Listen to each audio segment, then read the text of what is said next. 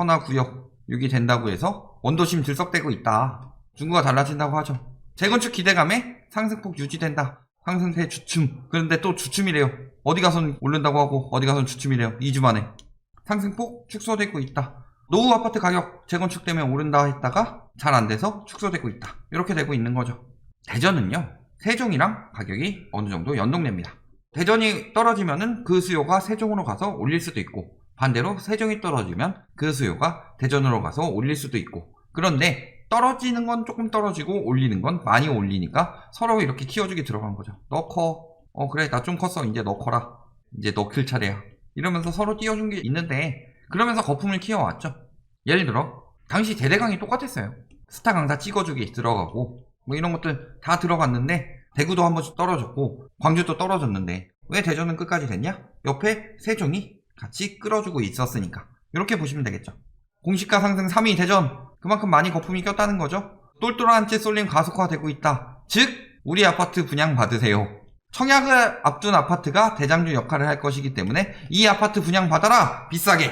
결국엔 다 이런 식으로 청약시장이 유도하고 있는 거죠. 건설사들 잘 먹고 잘 살라고. 시도별 공시가격 6억 이하 및 9억 원 초과 공동주택 비중 했을 때 6억 이하가 98.2%다. 그런데 보면은 이번에 막 조정한다고 했었죠. 그렇지만 공시가격 엄청나게 올랐고 거의 조정 안 됐죠. 왜 조정해줄 필요가 없냐? 이러니까. 서울 세종 빼고 다 뭐예요? 대부분 다 90% 후반대죠. 즉 보유세 부담 거의 없다. 0.5%만 보유세 부담이 있는 거다. 종부세 때문에. 얼마 전에 그 미나리 시상식 때 아주 재밌는 게 떴더라고요. 윤여정 배우 이야기 나오면서 현실 고증이 잘 돼서 상 받았다 하더니 스무스하게 의식의 흐름대로, 하지만 현실 고증하면 안 좋은 것이 있다. 그것이 뭐다? 공시가격이다. 그래서 공시가격 현실화하면 안 된다. 그러면서 여기 묶어서 갑자기 또 의식의 흐름대로 조영남 이야기 나오더니 조영남은 오히려 보유세가 줄어든다. 고가 아파트 가지고 있어도. 왜? 고령에 대해서 10%포인트 공제가 늘어났기 때문에. 이런 이야기, 뭐 말도 안 되는 걸로 갖다 붙여가지고 부동산 시장 띄우려고 별 개난리를 치고 있는데, 자, 다른 거 다 떼고 뭐예요? 고가 아파트를 가지고 있어도 공제가 늘어나서 실질적으로 1주택 보유세는 많이 줄어들었다. 특히 은퇴자의 경우. 그리고 은퇴자가 아닌 경우더라도 6억 이하 아파트를 가진 사람들에게는 보유세 부담이 오히려 줄어들었다. 6억 이하를 가지고 있는 사람의 비중이 92%다. 종부세 진짜 내는 거 5%도 안 되는데 그 5%도 안 되는 사람들을 위해서 45% 가까운 사람들이 종부세 완화해라 여론 만들고 있는 거예요. 그것도 조사를 어떻게 하는지, 표본이 편중되진 않았는지 이런 것도 확인해 봐야 되죠. 자, 매매 전세가격 변동률 어때요? 엄청나게 더 많이 올랐죠? 올랐으니까 그만큼 내라. 공시가격이 더 많이 올랐는데요? 그만큼 덜 내고 있었다는 거예요. 공시가격 제도가 있는 나라가 몇 군데나 있어요. 그리고 상승폭은 슬슬 줄어들고 있다. 그리고 재건축으로 뛰었다가 다시 감소하고 있다. 이렇게 보시면 되겠고, 뭐 전세도 떨어지고 있죠. 전세가 호도도 다 거짓이었다는 것 드러나고 있다. 외지인 매매 거래량 3월에 조금 늘었죠. 지금 지방으로도 많이 퍼지고 있죠. 서울에서 못 사니까 상대적으로 저렴하다, 뭐 이런 이야기도 있는데, 자, 12월에 왜 갑자기 늘어날게요? 명의분산 가능성이 높다고 그랬죠. 여러 가지 앞두고 나서 이런 이유 취득한 거에 대해서 뭐 장특공제도 있고 법인 강화도 있고 등등 여러 가지가 있었다. 그래서 그 전에 미리 명의분산했다. 그리고 다 끝난 줄 알고 줄고 있었는데 왜 갑자기 늘었어요? 공시가격 한참 떠들썩했죠. 보면 어때요? 법인들 다 열심히 처분하고 있어요, 이 와중에. 자, 그러면서 또 30대 매매 비중, 매입자 연령대 했을 때 대전 보면 어때요? 30대, 40대, 50대, 60대 이런 식으로 되는데 30대 가장 크다. 다시 한번 말씀드리지만 30대 매매 비중이 큰 곳일수록 그만큼 거품이 큽니다.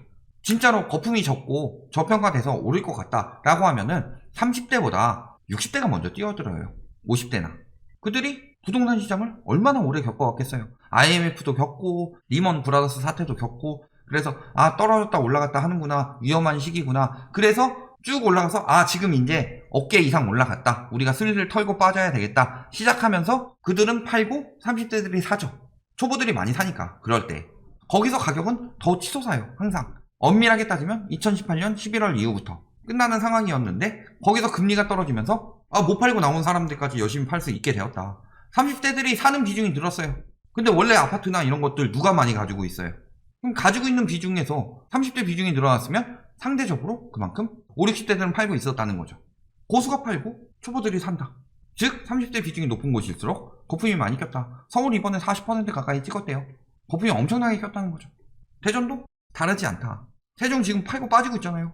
상대적 저평가, 전세 같은 거 더 저렴한데 젊은 수요들이 다 세종으로 빠졌는데 왜 다시 대전 가서 사고 있어요? 매매 거래량 보면 어때요? 그래서 3월에 조금 늘었다.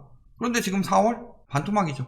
5월인데 이미 신고 끝난 사람들도 있고 신고 기일을 타이트하게 앞두고 있는 사람들이 대부분일 텐데 이미 반토막이다. 3월에 잠깐 반짝했었던 것일 뿐이다.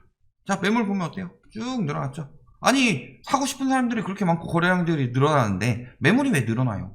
이제는 허위 매물 싹 다 없어졌기 때문에 그때부터가 진짜 매물이고, 그러니까 허위 매물이 있던 시기, 작년 이맘때랑 비교했을 때 매물 많이 줄었다 구라치는 기자들은 다 손절하시고 지금 보면 어때요? 올해 엄청나게 늘어나고 있죠. 안 팔리고 있다는 거예요. 전세는 들쑥날쑥하죠. 월세 쭉 줄어들고 있죠. 전세에 월세화 된다더니 월세가 전세화되고 있는 거 아니냐. 거래 현황 보면 어때요? 멈췄든가 떨어지든가 멈췄든가 아니면 유지되고 있든가. 최근 거래 오히려 줄었죠. 층수도 더 고층인데 이게 떨어졌는데 또 저층이라고 우기겠죠. 그 다음에 여기 상승 거래도 있고 떨어진 거래도 있고 왔다 갔다 하고 있죠. 그리고 3월 이후 거래 멈췄다. 그리고 여기는 어때요? 고점 대비 떨어진 가격 거래되고 있다. 층수는 훨씬 높은데 다른 데도 보면 어때요?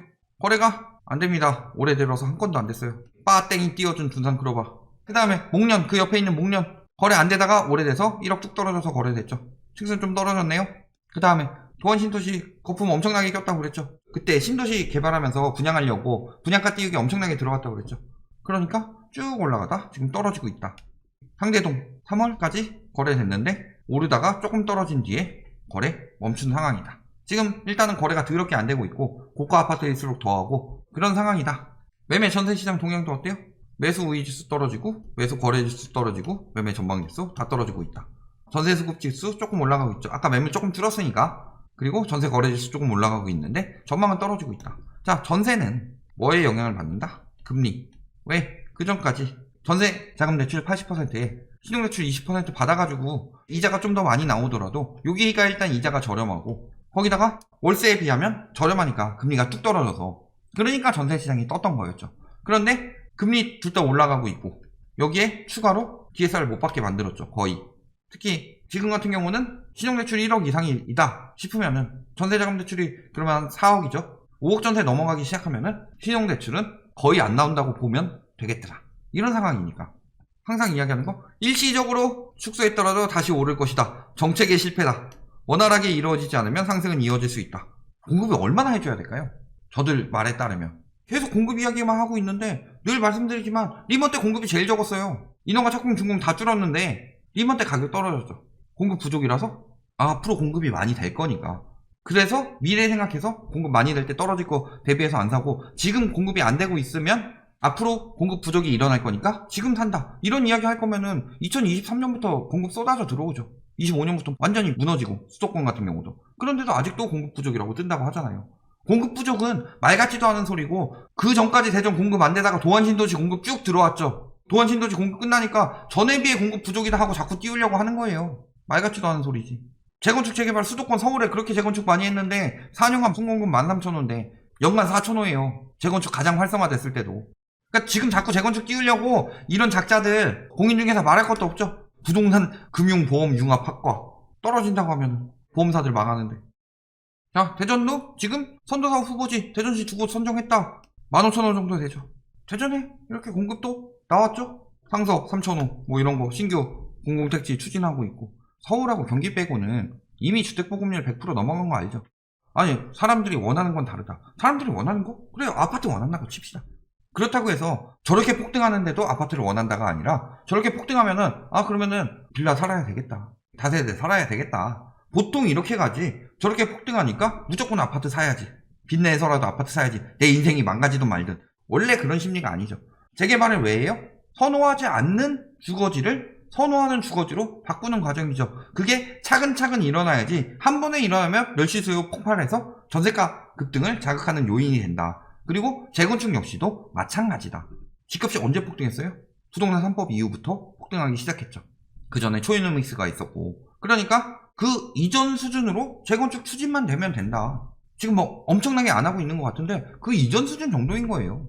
재건축 너무 띄우니까 일시적으로 좀 억제해가지고 2022년 딱 한 해만 잠깐 줄어드는 거지. 그것도 그만큼 덜 부쉈으니까 공급이 안 들어와요. 그거 들어온다고 해도 플러스죠. 앞으로 안 부수고 플러스 들어오는 건데.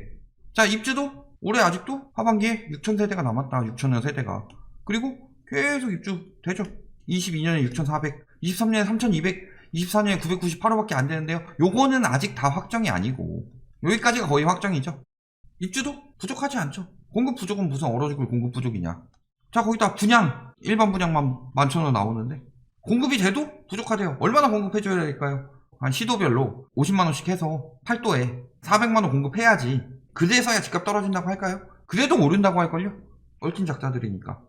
자, 거기다가 지금 안 되고 있는 게 국가에서 뭐 안 하는 것처럼 이야기하고 있고 하는데 공급 부족 만들려고 지금 하고 있는 거죠. 지금 붐을 타고 일부 꾼들이 사업 현장에 침투해서 추측성 비방과 유언비어 사업을 흔들면서 사적 이익을 추구하는 것으로 알고 있다. 한 조합장님 예전에 나왔듯이 오픈이 다 얘기했잖아요. 이런 식으로 해서 이런 식으로 띄우고 이런 식으로 한다. 막 거짓거래 부동산에다 알려주고 이런 것들이 다 있다. 그리고 다양한 요구를 하면서 제대로 안 되게 하고 있는 거죠. 왜? 공급 잘 되면 집값 떨어질 수 있으니까 이제 더 여론 형성할 거 없으니까 이런 거일 수도 있고. 정부에서 공급 막은 거 아니죠? 지금 투기 의심도 다 잡히고 있습니다. 투기 의심 싹 다 잡히면은 땅값이 뭐 떨어지진 않더라도 이만큼 오를 거? 이만큼 오르죠. 지구 지정되더라도. 그러면 어떻게 되는 거예요? 여기가? 그만큼 저렴하게 공급이 나온다. 그만큼 저렴하게 공급이 나오면 가격이 안정되겠죠. 분양가 잡는 가장 좋은 방법은 땅값부터 잡는 거죠. 그러니까 왜 LH 지금 다 몰수하고 있겠냐. 결론 뭐예요? 대전 계속 오릅니다. 왜 오를까요? 공급 부족이래요. 분양 많은데요. 10,000호가 넘고 입주도 6,000호가 넘는데요. 전세가가 오를까요? 금리 오르고 있는데요. 영끌이 들어갈까요? 금리 오르고 있는데요. 최근에 거래량 조금 증가한 거? 그거 가지고 다시 오른다 라고 조장하고 있을 뿐인데 지방광역시 중에서 거품 제일 많이 낀 곳 찾아라 라고 하면은 최근에 부산, 울산 엄청나게 끼긴 했지만 전통적으로 장기간 길게 낀 거는 대전이 최고다. 특히 옆에 세종의 공시가격 엄청나게 올라갔죠. 세종 떨어지기 시작하면은 그쪽으로 빠질 거죠. 대전에 부족한 신축 아파트가 세종에 잔뜩 있는데. 그러면은 대전도 빠지기 시작한다. 같이 서로 올려줬기 때문에 같이 서로 빠지게 될 가능성이 높아지더라. 여기까지 말씀드리겠습니다.